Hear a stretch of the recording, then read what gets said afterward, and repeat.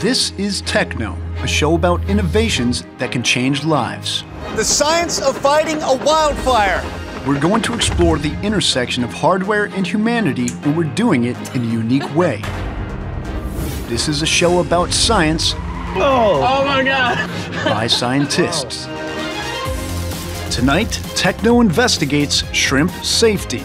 Seafood by nature is a high-risk commodity. Americans love their shrimp, but most of it comes from countries that use extensive antibiotics that could make you ill.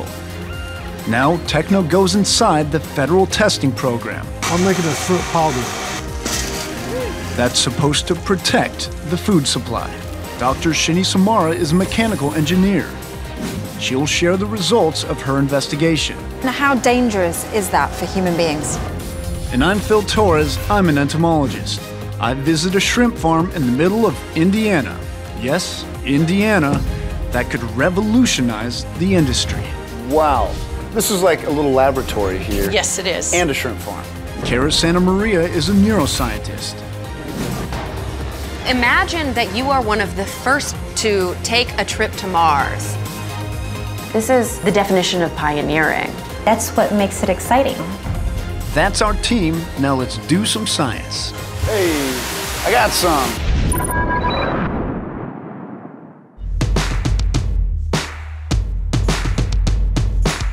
Hey guys, and welcome to TechKnow. I'm Phil Torres, joined by Dr. Shini Samara and Cara Santa Maria. Now guys, I'm not gonna lie, one of my favorite things is shrimp sizzling away on a hot grill, but I also have a fair amount of hesitation when it comes to actually knowing where that shrimp comes from. Yeah, and you may not realize it, but shrimp raised overseas can have high levels of antibiotics and other additives that don't always pass American safety standards. And America imports a lot of shrimp, over £1 billion worth. So we asked the Food and Drug Administration, the agency responsible for policing US ports, if we could follow them while they test for unsafe shipments. America has a jumbo appetite for shrimp. Now, it's a little piece of flesh that they could eat easy. It's kind of like popcorn of the sea. Americans eat an average of 4 pounds per person per year. At Fred 62 in Los Angeles, Chef Fred Eric serves a lot of shrimp.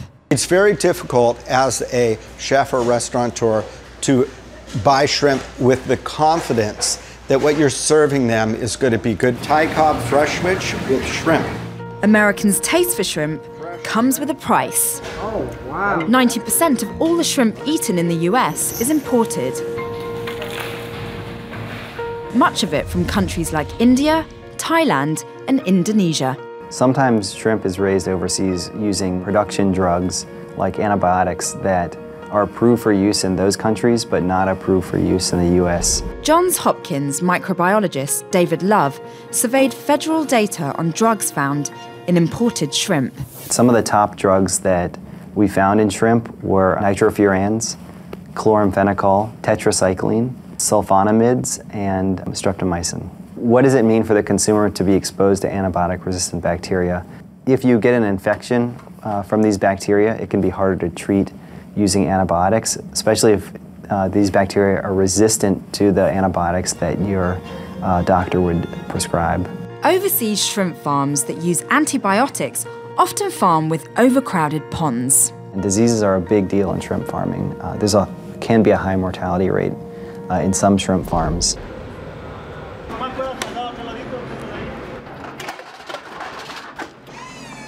The Food and Drug Administration polices shrimp imports.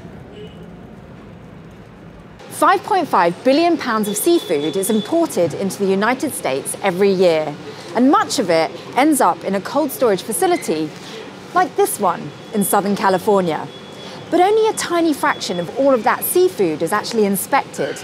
So we've come here today to find out exactly how the FDA does that. 154794P1 pallet. Emily Morrison is a veteran FDA inspector. We've collected one subsample out of 15 random boxes.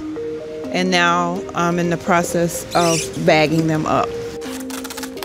Put them in coolers and ship it to the lab. A computer system red flags imports believed to pose the greatest risk, based on country of origin and a company's past history of violations. Seafood by nature is a high-risk commodity. Dan Solis heads inspections at the Port of Los Angeles. So there are many boxes here and they're all packed full. What percentage of this sample gets chosen to be taken to the lab? So FDA reviews all electronic transmissions. We utilize things like foreign inspection, domestic inspection, whether it was sampled in another port. All that information is gathered within the predict application, and then that shipment will be given a risk score. The higher the risk score, the more chances one of these officers will sample that shipment. Once the FDA inspector picks samples for inspection, they're sent to an FDA lab, like this one, in Irvine, California.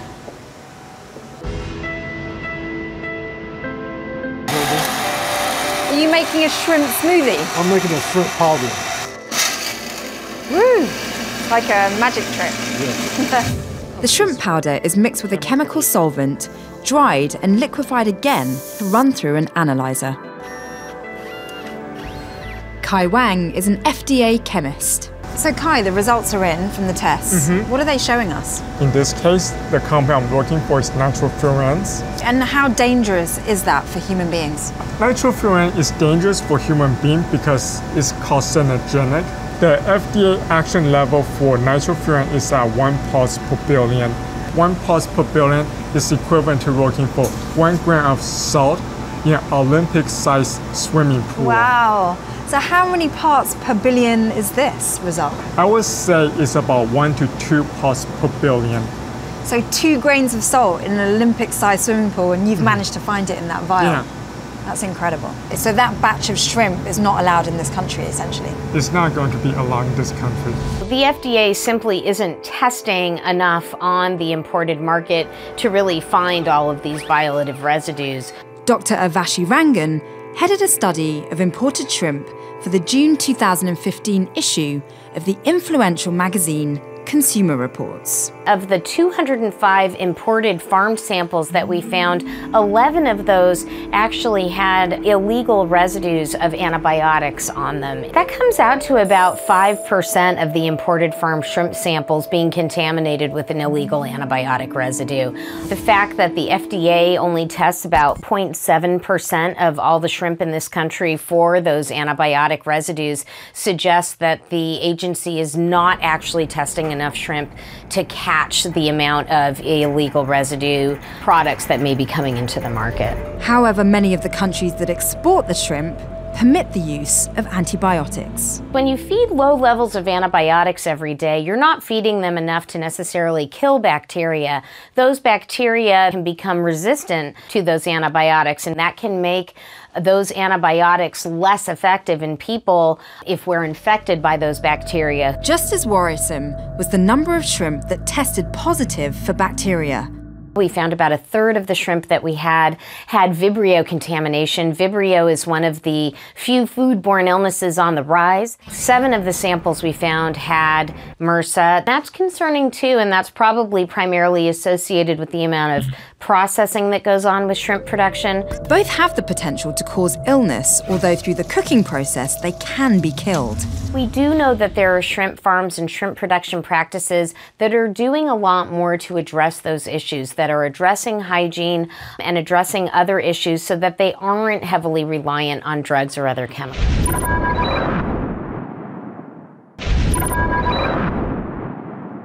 600 miles from the nearest ocean, nestled in a patchwork of windmills and soybean and cornfields, is tiny Fowler, Indiana, home to RDM Aquaculture, a mom-and-pop indoor saltwater shrimp farm.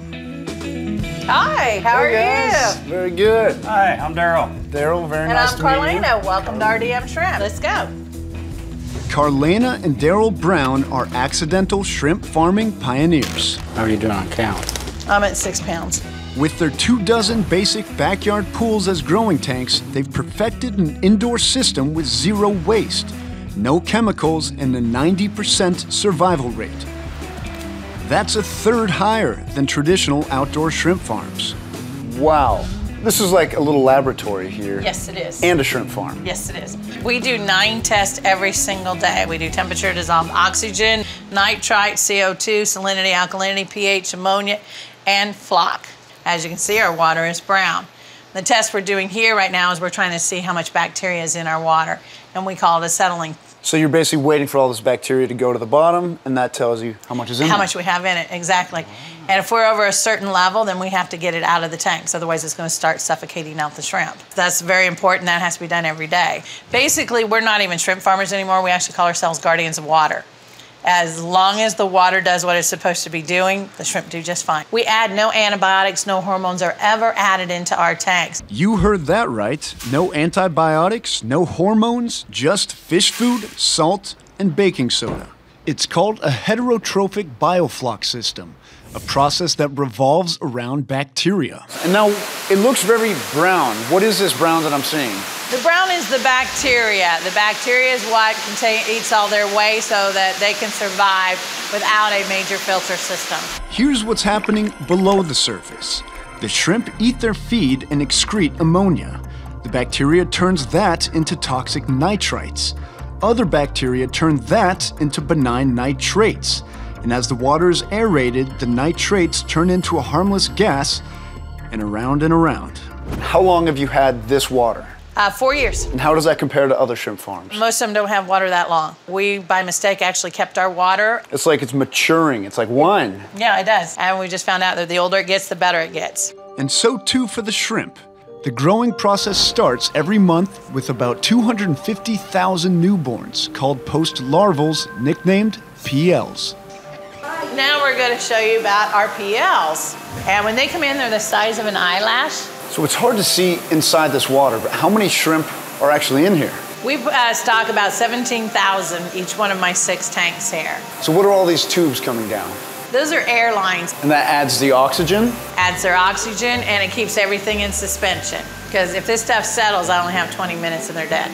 20 minutes? 20 minutes and they'll be dead. Everything here seems so precise. It has to be. It's Mother Nature. Well, it is Mother Nature, but with a lot of help from a mother in Indiana. Now notice there's foam on top. What is this foam? The foam is mostly CO2 mixing with their feed that just comes to the top, and it'll actually disappear. So it's just part of the process? It's part of the process. Hey, I got some. Yep, you did. Look at that. Wow. So this is not what you see in the supermarket when you get a shrimp. No, because like I said, they can't be frozen with the head on. They're very translucent. And one of the characteristics we actually look for them on is you see the long antennas. That tells me they're happy. If their antennas are short, they're stressing out. But if you can see here, this is their only protection, and he's mad right now. That mouthpiece is coming forward. See, he's very angry at me right now. The shrimp has a little horn. Yeah. And then if you can look right where your thumb is at, that's where his heart is at also. And you can see his heart beating. Wow, you really can. A month later, they're promoted to the production tank, where they'll turn into dinner. Now we're talking. So you need 40 of them. I'm gonna have to keep going. You would have to keep going. You got 6. Are you saying I'm a bad scooper? The Browns sell about 500 pounds directly to walk-ins each month at $18 a pound. Thank you very much. Thank you very much. They've also sold their know-how to 24 startup farms in the US, as well as ones in Switzerland, Haiti, and Spain. These companies are really innovators. They're trying out new technology. Johns Hopkins microbiologist David Love studies shrimp production.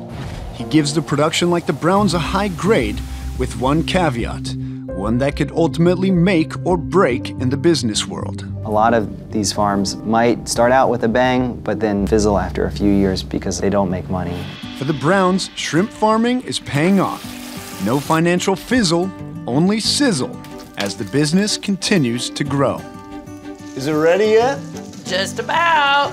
But the proof of their success is what ends up on the plate. And in this case, innovation tastes pretty good when served with a profit.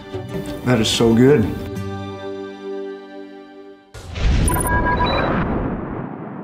No, I still can't get over the fact that possibly the cleanest and arguably the best shrimp in the world may come from the middle of Indiana, so I brought you guys some. Yes. In the tank, it looks a little gross, I get that, but it's chemistry in there, and really the end good. result is really good. There's a global problem with using a lot of antibiotics in farming. The more antibiotics used, the more we're going to start seeing antibiotic-resistant superbugs. It happens in agribusiness here in the US, it happens overseas, and it even happens in medical practice. You know, a lot of people ask, why should we care if there's some superbug that can infect shrimp? How does that affect us? But what they found is that bacteria can actually swap genes. So potentially, if a bacteria that infects shrimp becomes resistant, it could swap that gene into a bacteria that infects us. And so that resistance can be passed on, and the amount of millions of pounds of antibiotics are being used around the world, not just in shrimp, but in cattle and poultry as well.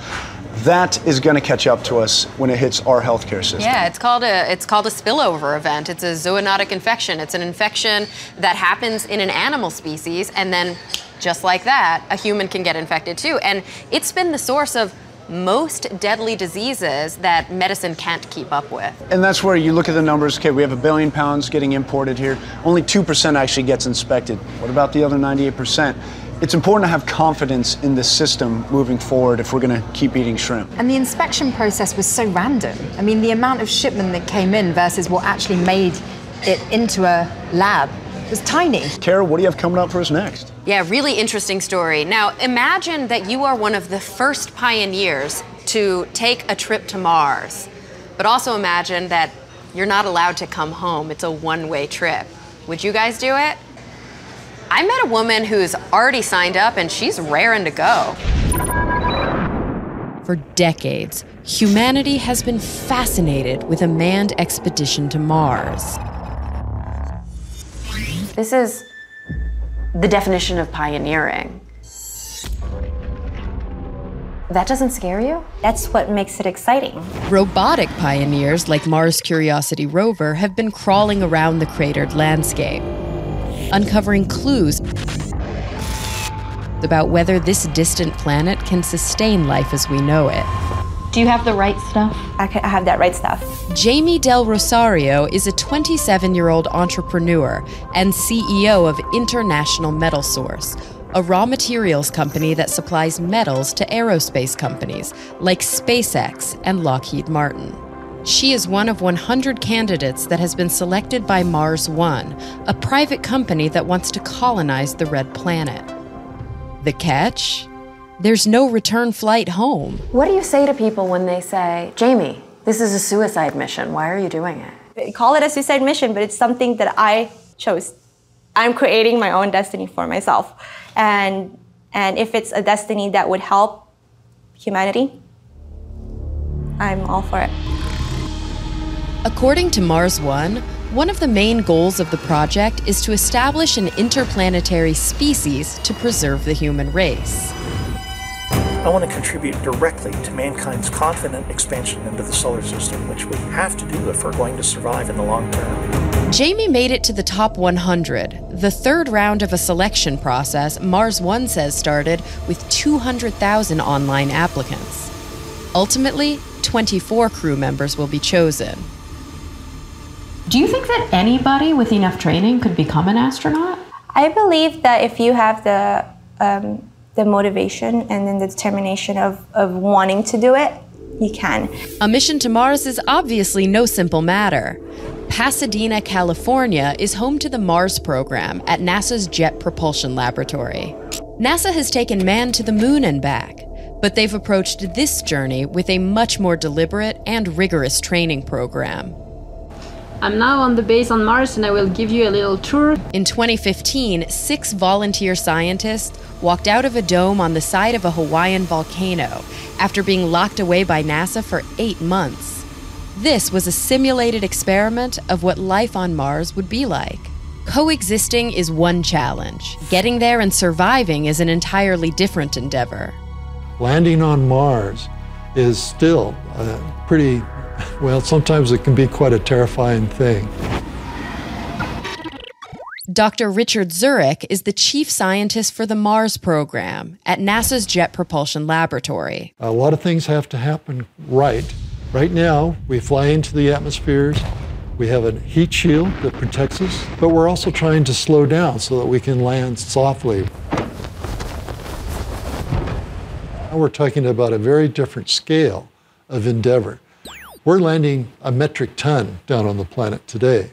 We think for human missions, to get stuff down on the surface that they can use, that they can be there for a prolonged period of time, that means 40, 50 metric tons. That's a lot of material. Today, we don't know how to land that. Mars One has come under critical fire for their project, primarily due to funding issues and for reports of recording the mission for a reality television show. In March 2015, CEO Bas Lansdorp took to YouTube to respond. They are currently selling the documentary series to an international broadcaster. There's no deal in place yet, but it's looking very promising. There's a lot of interest. At Mars One, we really value good criticism about our mission because it helps us to improve our mission. Lansdorp also tells TechKnow, quote, "There are less serious critics who are only interested to sabotage our mission, for example, by lying." But even if this nonprofit's mission never launches, NASA is laying the groundwork today. NASA is very much in the mode of there are going to be humans on Mars. We're in the first stages of trying to understand what it takes to actually be able to explore with humans on the surface of the planet. We've made a good start on that with our robotic programs. First, it's get down there, see what the planet is like, get those first explorers out there on the surface, and then we can see what the future holds. Not in a million years would I want to go and colonize Mars. I mean, there's so many risks. It's so frightening to me. What is it about you that's different from me and probably from most of the people living on this planet who are afraid to go? Some people just have different goals and missions. I want to do something that would change the world or help the world. So if you are selected to go to Mars, do you foresee yourself getting married on Mars, having children once you're there? Yeah, it's going to be interesting because it will happen. Do you think that's going to be a part of your training? I would think so. I mean, that's something that we cannot shine away from because we're the new frontiers of colonizing another planet in the solar system. Are you scared? Leaving Earth behind, I will miss it. Everybody's trying to get to Mars. And I think what stands out with Mars One is the permanent settlement. And I think this is the time now.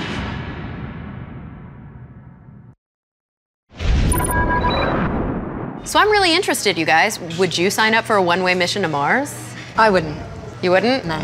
What about you? I would possibly, but I don't think I would sign up for this one-way mission to Mars. I mean, if you look through history, so many pioneers and explorers were, to be fair, a little bit crazy. And sometimes they succeeded, but other times they didn't. But it always would push progress forward just a little bit. It's true. Yeah, I think the merit of this project is the fact that the goal is to try to be able to achieve living on Mars. And the result of having a goal like that, which is extremely ambitious, is the amount of technology that's going to be developed, you know, just crazy inventions and innovations that are going to come out of quite a kind of pie in the sky objective. You know, I think we've talked sustaining life on other planets versus sustaining life here on Earth. Really interesting topics today, guys, so thank you for them.